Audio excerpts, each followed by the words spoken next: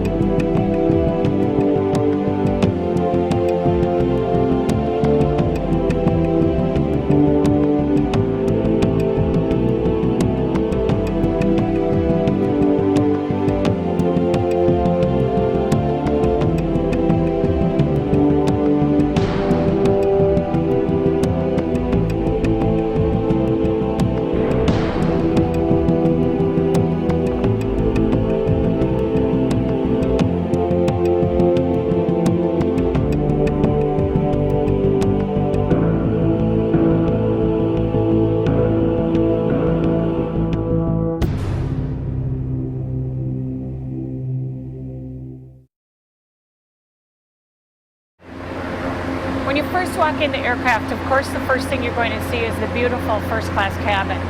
And then when you look down the aisle, it's just plushy seats all down the aisle in coach. It's a 76-seat configuration. First class is 12 seats. It's in a 1x2 configuration, and then main cabin is 2x2 configuration. It appears to be a little bit more spacious, you might want to say. You can look outside the window without going down like this. I like how the windows are high up on it. It's just an improved plane, I think.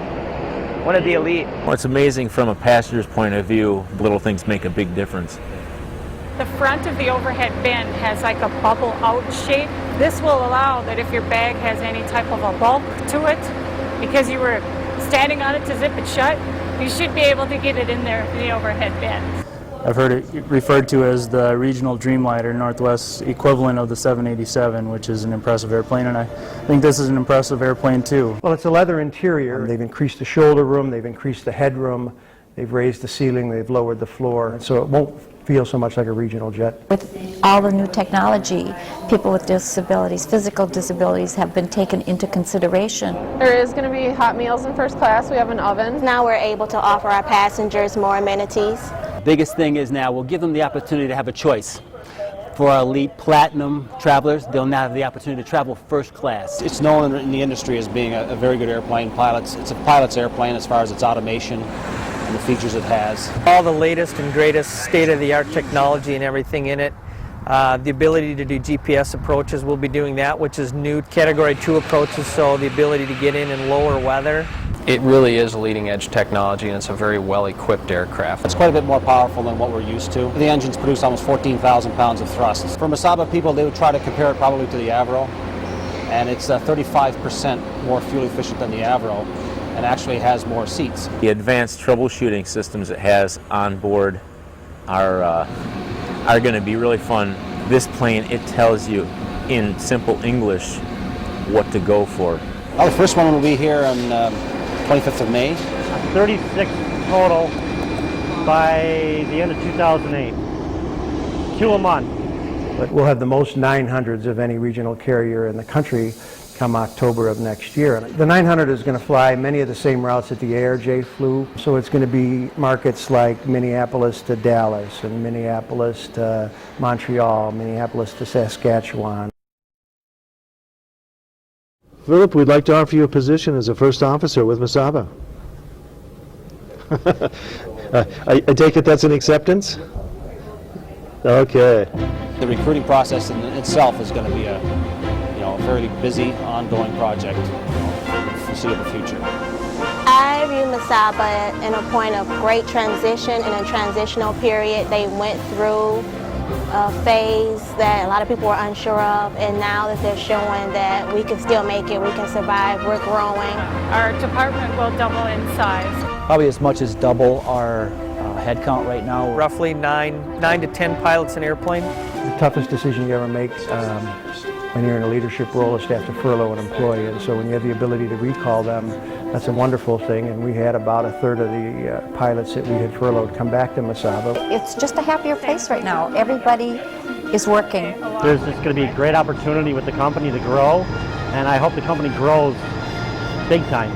Hearing about the CRJs coming on board just motivated everybody. I knew and I had all the confidence that coming out of bankruptcy we'd be stronger and bigger than what we were going in. This will create an opportunity to create some stability and so that people can grow and grow with the company and have a future that just allows friendships and a community to develop over time. Short term, it's going to be very, very busy for the next year and a half. Of course, long term, it's great because all we can see is growth, which is a very positive thing. But there are going to be some challenges, and recruiting good pilots, and in the training world, it's going to be a very, very busy time. But it's a good busy.